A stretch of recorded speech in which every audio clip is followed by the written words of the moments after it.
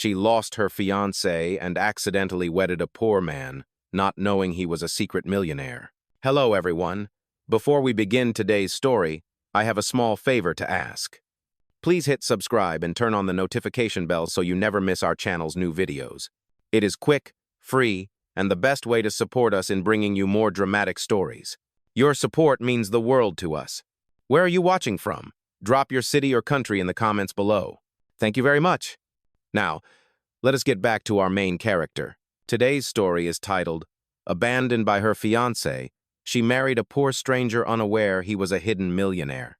The church bells had not even stopped ringing when Lucy Hart realized she was standing alone at the altar. Her fiancé, Richard, was gone. The whispers spread like wildfire through the rows of guests, their faces half hidden behind polite pity and secret amusement. Her mother sobbed quietly in the front pew. Cameras clicked. The white roses that once symbolized forever now looked like ghosts. Lucy's vision blurred, but she stood still, holding her bouquet like a shield. Her breath trembled as she forced a small smile for the crowd. "He must have been delayed," she whispered, though her voice cracked on the last word. The priest looked away. Richard's best man avoided her eyes. Reality hit like cold rain she had been left. Outside, storm clouds gathered over downtown Austin. The drizzle turned heavier, streaking across her wedding veil. Reporters were already waiting by the church gates, hungry for a scandal about the socialite abandoned at the altar. Lucy pushed past them, her heels sinking into wet pavement, mascara running down her cheeks. She wanted to disappear. Behind the church, under the service tent, a man was packing cables into a black case. His jeans were frayed, his shirt rolled at the sleeves, his hands rough and steady. He looked up when she stumbled past. She barely noticed him until her ankle twisted on the slick concrete and she nearly fell. He caught her arm. "Easy there," he said. His voice was calm, low, and real, so different from the hollow words of sympathy echoing behind her. Lucy blinked, embarrassed. "I am fine, thank you. I just need to leave." He hesitated, watching the ruined veil flutter in the wind. "You sure? You look like you could use someone to stand beside you." She let out a bitter laugh. "I needed that about 20 minutes ago." He studied her for a moment, then said quietly, "Sometimes you do not need the right man. You just need someone who will not run." Those words stopped her. Maybe it was the exhaustion or the shame or the way the rain softened his face, but when he added, "If you want to finish the ceremony for your own peace, I could stand in," she stared at him in disbelief. "You cannot be serious." He shrugged, rain dripping from his hair. "It would not be the craziest thing that happened today." Her laugh caught between anger and tears. "You do not even know me." "Maybe not, but I know what it looks like when someone deserves better than being left behind." Silence stretched between them, filled with the rhythm of falling rain and the distant sound of the church choir starting another song to mask the scandal. Lucy glanced toward the entrance. The crowd was still inside, waiting for an explanation, for a story. Something in her broke. Maybe it was pride. Maybe it was survival. She met his gaze and said softly, "What is your name?" "Ethan," he replied. "Well, Ethan," she said, squaring her shoulders, "I guess today you are my husband." He blinked, surprised, but then his lips curved into a faint smile. "Then I better make it official." They walked back into the empty aisle. The priest looked shocked, but said nothing when Lucy handed him the ring meant for Richard. Her hands trembled as Ethan took it, his fingers warm against hers. The church lights glowed golden through the rain-streaked windows, turning the moment surreal, almost holy. "I take you," she whispered, voice shaking. "For better or worse." Ethan met her eyes. "Let us start with worse," he said quietly. When the ceremony ended, the guests had vanished. The tabloids would soon call it madness, a desperate act of humiliation. But as Lucy stepped out into the rain beside the stranger who had saved her from total collapse, she felt something strange, a fragile kind of peace. She did not know his past. She did not know that behind those simple clothes and calloused hands hid a name that once commanded boardrooms and headlines. All she knew was that, for the first time in a very long while, someone stayed. The morning after the storm, the headlines were merciless. "Heiress marries a stranger after being abandoned at the altar." Lucy sat on the edge of her hotel bed, the white dress now hanging damp and wrinkled on a chair. The world outside was loud reporters shouting, cameras flashing, but inside, she was silent. Her phone buzzed nonstop with messages from sponsors, family, and a few so-called friends who suddenly wanted nothing to do with her. Across the room, Ethan leaned against the wall, still wearing the same shirt from yesterday. He looked out the window toward the gray skyline. "You should eat something," he said softly. "I cannot," she replied. "They are saying I married a stranger to make a scene." Ethan turned to her. "You did what you had to do. You stood your ground." She shook her head, tears stinging her eyes. "No, I lost everything. My family's company will cut me off. The board thinks I ruined their reputation." He walked closer, his tone steady. "Then let us fix it. If you want this to look real, we make it real. For now." Lucy looked up, startled. "You mean continue this marriage?" "Just until the dust settles," Ethan said. "Pretend it is real long enough for people to stop talking. Then you walk away with your head held high." There was a pause, the kind that felt like a crossroad. Lucy's pride battled her exhaustion. Finally, she nodded. "Fine, but if we do this, it will be on paper. Rules, limits, everything clear." Ethan smiled faintly. "Deal. I am very good with contracts." That afternoon, they met at a small cafe near the courthouse. The air smelled of espresso and wet pavement. Ethan scribbled on a sheet of paper from his notebook, his handwriting neat and deliberate. "3 rules," he said, sliding the page across to her. 1. We act as a real couple in public. 2. We attend every event together until the media quiets down. 3. No questions about personal history. Lucy scanned the paper, her pulse quickening. "Nothing about feelings?" He looked at her, his eyes unreadable. "That is rule number 4. Do not confuse this with love." Her lips tightened. "Trust me, that will not be a problem." They both signed.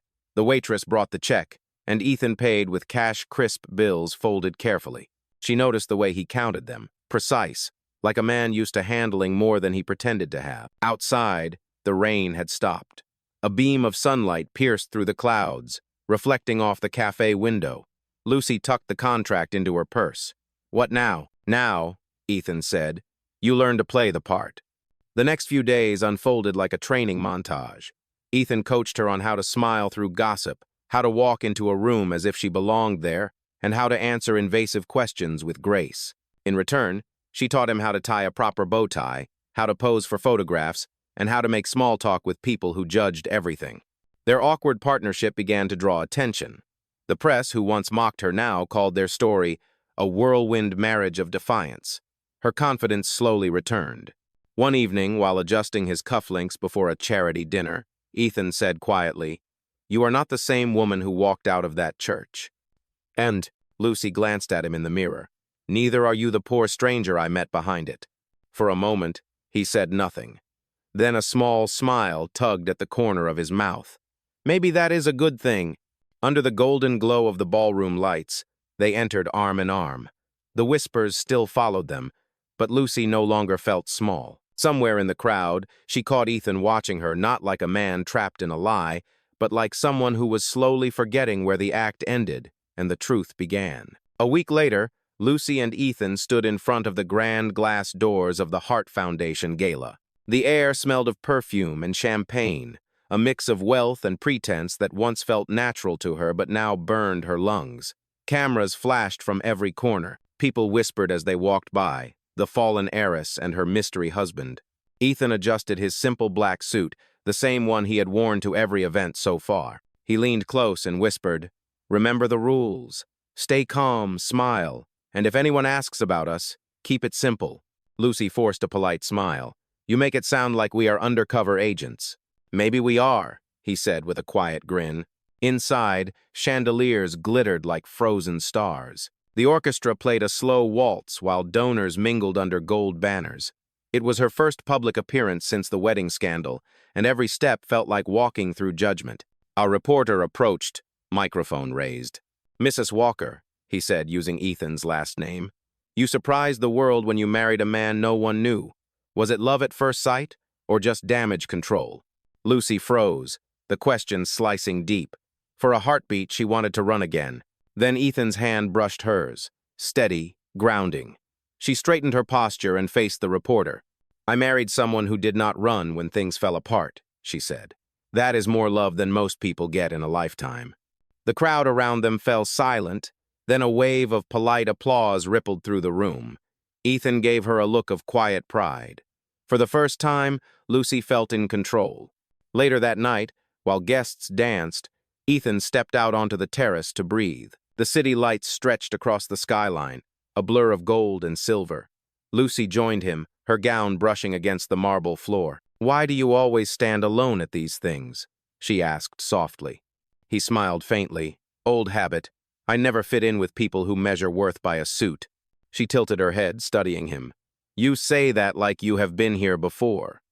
He met her eyes, the reflection of city lights flickering in them. "Maybe I have. Maybe I just learned that money does not buy peace." The music drifted through the open doors, slow and romantic. Lucy hesitated, then offered her hand. "Dance with me." He looked at her as if unsure whether she was joking. "Out here? Why not? No one is watching." Ethan took her hand. His touch was warm, steady, unhurried. The world outside the terrace blurred away as they swayed under the night sky. For the first time, the space between them did not feel like an act. After the song ended, Lucy stepped back, flustered.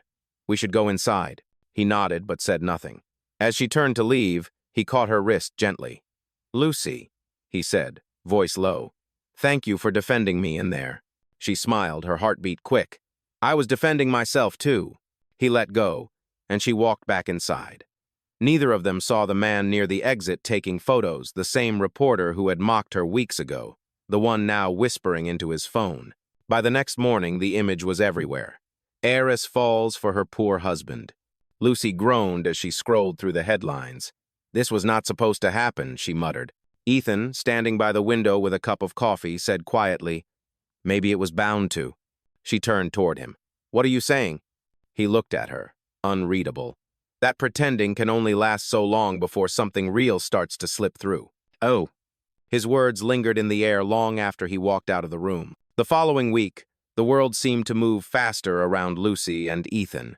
The photo from the gala had gone viral, turning their once contract marriage into a tabloid fairy tale. Everywhere they went, people whispered, smiled, and took pictures. Lucy tried to ignore it, but the noise crept into everything she did. One morning, she stood in front of the mirror in their shared apartment, adjusting her earring. Ethan walked by, setting a cup of coffee on the table. "You have that charity board meeting today, right?" "Yes," she said, glancing at him through the mirror. "It is my first one since the scandal. They probably want to see if I am still stable enough to represent the foundation." Ethan smiled slightly.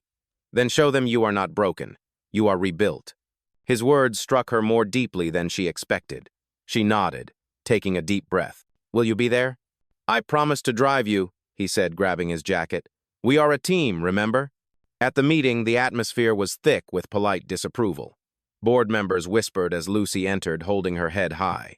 She delivered her report calmly, answering every question with confidence. When one member snidely asked, "And how is married life with your unconventional partner?" she smiled and replied, "Grounding. Real. You should try it." "Em?" The room fell silent for a moment before the chairman cleared his throat and moved on. Outside, when they stepped into the sunlight, Ethan chuckled softly. "That was brutal, but you handled it perfectly," Lucy laughed. "Maybe your training paid off after all." He handed her sunglasses. "I am a good teacher." "Or a good liar," she teased. "Maybe both." His grin faded as their eyes met. The air between them felt charged, heavy with something unspoken. That night, rain returned to the city. Lucy could not sleep. She walked into the kitchen, finding Ethan there, pouring himself a glass of water. The lights were low, the storm rumbling outside. "Could not sleep either?" she asked. He shook his head. "No, too many thoughts." "About us?" He hesitated, then set the glass down. "About how something fake can start feeling real." Her breath caught. "Ethan." He stepped closer. "You do not have to say anything. I just needed you to know." For a long moment, neither of them moved. The rain tapped softly against the window. Lucy finally whispered, "Maybe it is not all fake anymore." He smiled, relief flickering in his eyes. "That makes two of us." They stood there, quiet, until lightning flashed across the sky, followed by a crash of thunder that broke the moment. Lucy stepped back, flustered. We should get some sleep. Right, he said, voice low. She turned to leave but stopped. Ethan, thank you for staying, for everything. He gave a half smile. I am not going anywhere. Later that night, as she lay in bed listening to the storm fade, Lucy could not shake the image of him standing there in the dim light, honest and unguarded. Somewhere deep down, she felt a shift. The line between pretend and truth was gone. But the next morning would bring something neither of them expected. Outside their apartment, a sleek black car waited at the curb. A man in a suit stepped out, holding an envelope embossed with the Hart Foundation seal. The letter inside bore a single sentence that made Lucy's stomach drop. Your marriage will be investigated for fraud. The next morning felt colder than usual, even though the sun was bright above the city skyline. Lucy held the letter with trembling hands, rereading the words as if they might change. Your marriage will be investigated for fraud. Her stomach twisted.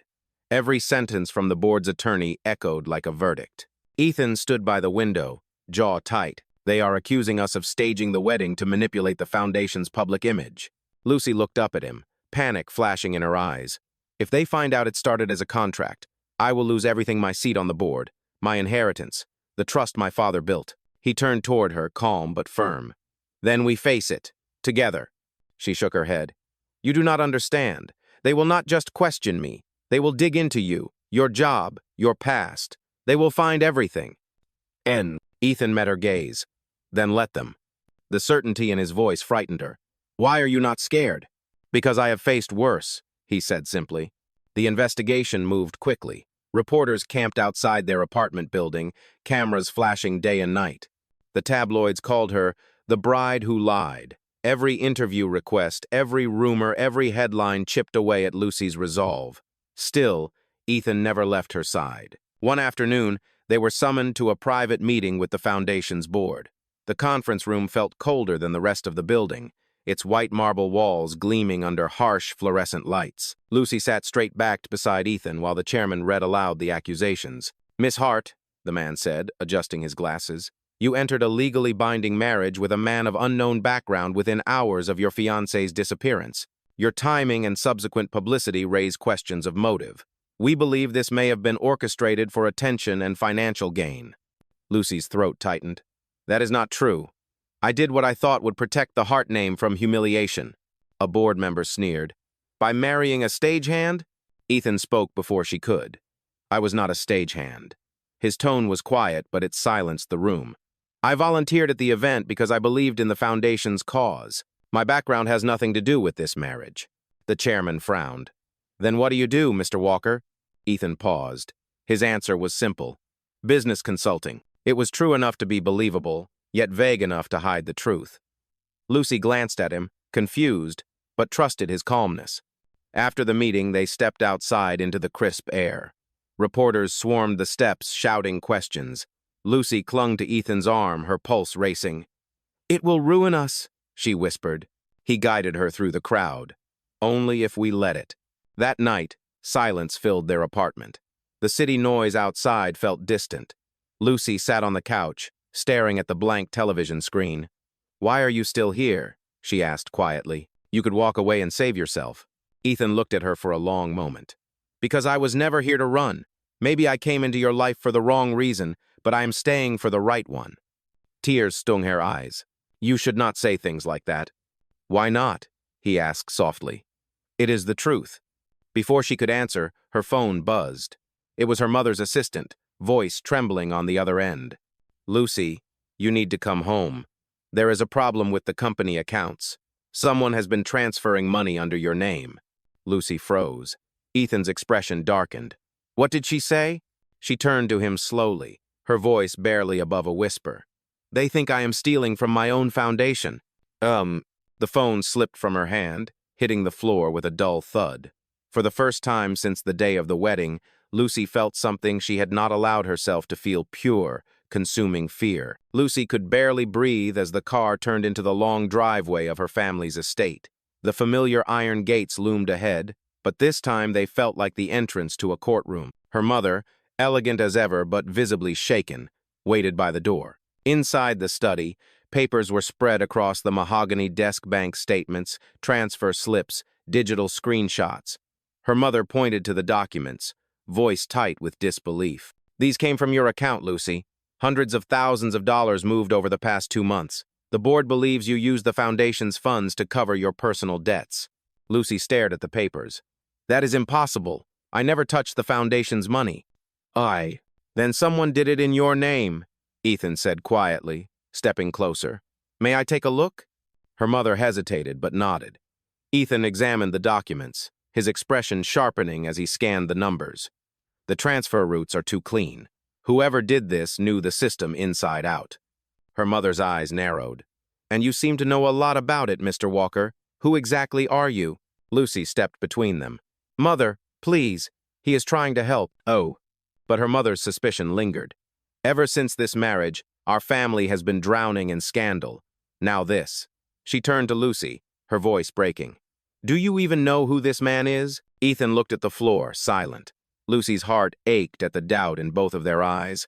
I trust him, she said firmly, and I will prove I am innocent. Ethan finally spoke, calm and steady. We will trace every transaction, but I need access to the foundation's digital records. Her mother gave him a cold look. You have 48 hours before the auditors arrive. If you cannot prove otherwise, the board will press charges. Back in their apartment, Lucy sat at the dining table while Ethan's laptop glowed faintly in the dark. Lines of numbers scrolled across the screen as he typed. It is all through shell accounts, he murmured. Someone set up fake vendors' names close to your suppliers. The money moved in small increments. Who would do that? She asked, voice trembling. Ethan leaned back, rubbing his temples. Someone inside the board. Someone who wants you to take the fall. The realization hit her like a punch. Richard? She whispered. He still has contacts there. He must have planned this.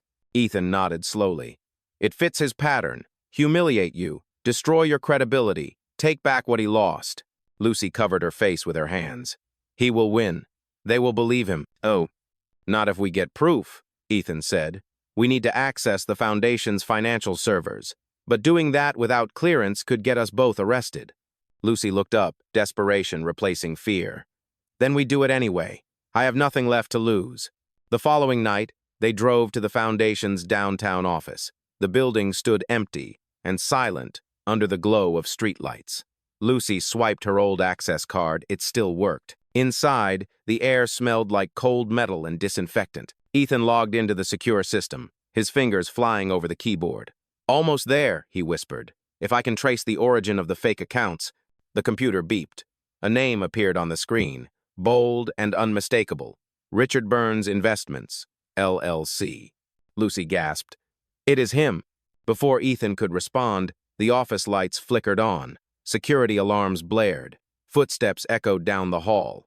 Lucy turned, eyes wide. What did you do? Ethan closed the laptop and pulled her toward the exit. Nothing, but someone knew we would come. They ran into the stairwell, just as uniformed guards burst through the main door. Lucy's heart pounded as they raced down the steps, her wedding ring clinking against the metal railing. Outside, rain poured again, drenching the city streets. They jumped into the car, breathless. Lucy looked at him, fear and shock in her voice. How could Richard know we would be there? Ethan's jaw tightened. Because someone tipped him off, and I think I know who. Rain hammered against the windshield as Ethan's car sped through the empty streets. The city lights turned into streaks of gold and red in the downpour. Lucy gripped the seatbelt, heart still racing from the alarm. What do you mean you know who tipped him off? She asked. Ethan's voice was calm, but his hands tightened on the steering wheel. There is only one person who knew exactly when we would be there, your mother's assistant. The one who called you last night. Lucy froze. Clara?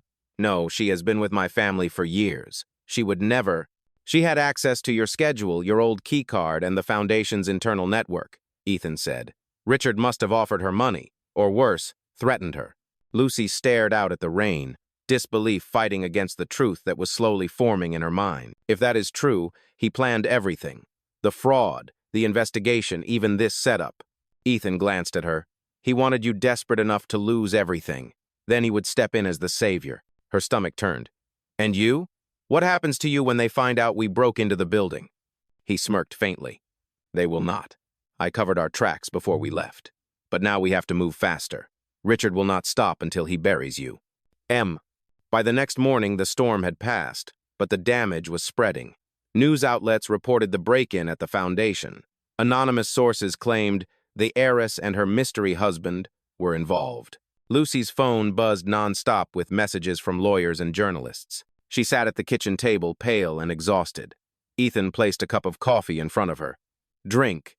You will need strength today." She looked up at him. "Do you ever get tired of fixing problems that are not yours?" He met her eyes. "You stopped being a problem the day I said yes at that altar." Before she could answer, there was a loud knock at the door. Ethan opened it to find a man in a dark suit holding a sealed envelope. "For Mrs. Walker," the man said before leaving without another word. Lucy tore it open. Inside was a single page, a legal notice. Richard Burns had filed a civil suit against her for defamation and breach of contract. Attached was a photo of her and Ethan entering the foundation's building the night before. Her hands trembled. "He has everything he needs to destroy me." Ethan took the paper, scanning it quickly. "No, he only has what I allowed him to have." She frowned. "What do you mean?" He looked at her seriously. "I left something behind on purpose, a trail that leads straight to him. The transactions, the fake vendors, they all connect to his holding company. If the investigators follow the chain, it will expose him completely." Lucy's eyes widened. "You set him up?"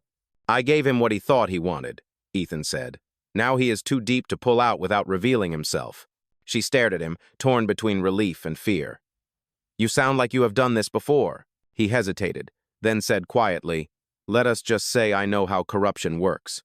I used to sit on the other side of it." Before she could ask more, his phone buzzed. He looked at the screen, his expression hardening. "The board is calling an emergency hearing. They want us there in 1 hour." Lucy stood, nerves trembling. "They will try to humiliate us in front of everyone." Ethan reached for her hand. "Then let them. Sometimes the only way to end a lie is to tell the truth yourself." An hour later, they walked into the foundation's grand hall. Reporters lined the back wall, cameras flashing. The board members sat in a row, their expressions cold and expectant. Richard was there too, standing confidently near the podium. He smiled when he saw Lucy. "You never learn, do you? You were always too naive to play my game." Ethan stepped forward, his voice steady and sharp. "Good thing she is not playing anymore." Richard's smile faltered for the first time. He did not know yet that the game was about to turn against him. The boardroom was silent, the kind of silence that comes before a storm. Cameras clicked from the back, flashes lighting the marble walls. Lucy sat beside Ethan at the long table, her hands clasped tightly together. Across from them, Richard stood tall, wearing a smug smile that made her skin crawl. The chairman cleared his throat. "Mrs. Walker, Mr. Walker, we have called this emergency hearing to address allegations of fraud, misconduct, and unauthorized access to the Foundation's records." Lucy's heart pounded in her chest. She tried to speak, but her throat felt dry. Richard took a step forward, pretending to sound regretful. "It is a shame, really. Lucy was once a respected figure here, but since marrying this man, everything has fallen apart. The evidence speaks for itself." He laid a stack of printed photos and bank statements on the table. Transfers, secret meetings, a break-in, and conveniently, every trace of money leads through her signature. Murmurs filled the room. Lucy's face burned. "Those are forged," she said, her voice trembling. "You set me up," Richard smiled coolly. "Prove it." Ethan rose from his chair. His calmness seemed to freeze the air. Gladly, he reached into his briefcase and placed a single flash drive on the table. "This contains the original digital trail from the Foundation's servers. Every transaction, every vendor ID, every false account, all tied back to one entity." The board members leaned forward as Ethan connected the drive to the screen. The projector flickered to life, showing a map of financial transfers. Lines connected dozens of shell companies until they converged on a single name: Richard Burns Investments, LLC. Gasps filled the room. Richard's confident posture faltered. That is fabricated," he shouted. Ethan shook his head. "You can deny it, but this data was verified by an independent auditor before we came here. You built the system to siphon the Foundation's funds into your own companies, then framed Lucy to cover your trail. You even paid an insider, Clara, to leak information and monitor her movements." The chairman turned pale. "Is this true, Mr. Burns?" Richard slammed his hand on the table. "You cannot prove anything." Lucy finally found her voice. "You are wrong," she said quietly. She pulled another envelope from her purse and slid it forward. "Clara confessed this morning. She left a written statement and returned every payment you made to her. You used everyone around you, Richard, just to destroy me. But now, everyone can see who you really are." The room erupted into whispers. Security guards entered as the chairman stood. "Mr. Burns, until further notice, you are suspended from all board activities. The authorities will handle the rest." Richard's face twisted with rage. "You think this is over?" he shouted as the guards escorted him out. "You will regret this." When the doors closed, the room felt lighter. The chairman turned to Lucy, his voice softer now. "Mrs. Walker, it appears we owe you an apology. The foundation will publicly clear your name." Lucy exhaled shakily, tears of relief gathering in her eyes. Ethan placed a hand over hers under the table, squeezing gently. "It is over," he whispered. But as the crowd began to disperse, one of the journalists called out from the back, "Mr. Walker, before you go, who exactly are you? You seem to know an awful lot about high-level financial systems for a man who works in event production." All eyes turned toward Ethan. He hesitated for a moment, then looked at Lucy. "I think it is time you knew, too." He stepped forward and faced the cameras. His voice was calm, but it carried across the entire room. "My full name is Ethan Walker Hartwell. I was the founder of Walker Enterprises, the company Richard tried to bankrupt 3 years ago. I sold everything, disappeared, and built a new life under a different name. I went undercover to see what kind of people still had integrity in a world obsessed with wealth." Lucy's breath caught. "You are a millionaire." Ethan turned to her, eyes soft. "I was, until I met you. Then I learned what it means to be rich in something that money cannot buy." The room fell silent again, not out of scandal this time, but awe. Cameras flashed, and for once, Lucy did not flinch. She reached for Ethan's hand and held it tightly. Outside, the sunlight broke through the clouds, washing the marble floor in gold. The nightmare was finally ending, and for the first time since that disastrous wedding day, Lucy felt free. The scandal ended as quickly as it had begun. Within a week, every newspaper that once mocked Lucy now printed her photo beneath headlines that read, "The Heiress Who Fought Back." Richard was formally charged with corporate fraud, and the Hart Foundation issued a public statement clearing Lucy's name. Her reputation, once shattered, was now stronger than ever. But when the noise faded, she found herself standing on the quiet balcony of her apartment, watching the city lights flicker below. Everything she had fought to protect was safe again, her name, her career, her dignity. And yet, her thoughts were on Ethan. He had not spoken to her since the day of the hearing. After revealing his true identity, he had quietly packed a small bag and disappeared before dawn. No note, no goodbye. The contract that once defined their fake marriage still sat folded on the dining table, untouched since the day they signed it. Lucy held the paper in her hands that night, running her fingers over the faded ink. The clause at the bottom, the one she had never read carefully, was still there. Mutual respect clause. All terms void if either party acts in genuine affection. She smiled sadly. "You planned this all along, did you not, Ethan?" she whispered. Days turned into weeks. The foundation hosted a charity gala to celebrate its relaunch, and Lucy attended as the guest of honor. The hall glittered with gold and crystal, but something in her heart felt missing. During her speech, she thanked the donors and staff, but her voice wavered when she said, "True strength does not come from wealth or power. It comes from the people who choose to stand beside you when everyone else walks away." When the applause faded, she left the stage and walked toward the grand staircase. That was when she saw him. Ethan stood at the entrance, dressed in a dark suit that caught the light just right. He looked the same, but his eyes carried something deeper, peace, perhaps, or forgiveness. She froze, unable to move. He gave her a small, hesitant smile. "You speak well under pressure," he said quietly. Lucy laughed softly, tears threatening to spill. "I had a good teacher." They stood facing each other for a long moment, the noise of the crowd fading into a hum. Finally, she whispered, "Why did you leave?" He sighed, his voice low and honest. "Because I wanted to be sure that when I came back, it would not be as a contract. I wanted to stand in front of you as myself." She looked at him through tears. "And who are you now?" He reached into his pocket and pulled out a small velvet box. Inside was the same silver ring from their first wedding day, cleaned, polished, gleaming. Someone who finally understands what a promise means. Lucy Hart, will you marry me again this time, for real? For a moment, she could not breathe. Then she nodded, laughter breaking through her tears. Yes, 1,000 times yes. Applause erupted around them as people realized what was happening. The music swelled, cameras flashed, and for once, the attention did not hurt. Ethan slipped the ring onto her finger and she whispered, "You still kept it." He smiled. "It was never fake to me." Later that night, as they danced beneath the chandelier, Lucy rested her head on his shoulder. The months of chaos, lies, and fear faded into something quiet and real. She spoke softly, almost to herself. "Do you think people will believe in us now?" Ethan kissed her forehead. "Let them think what they want. We know the truth." Outside, the rain had stopped completely, and the moon reflected off the wet streets below. The city that once watched them fall now watched them rise again together. And as the final song played, Lucy realized that the story that began with a mistake had become something much greater. A love born not from perfection but from courage, honesty, and the will to begin again.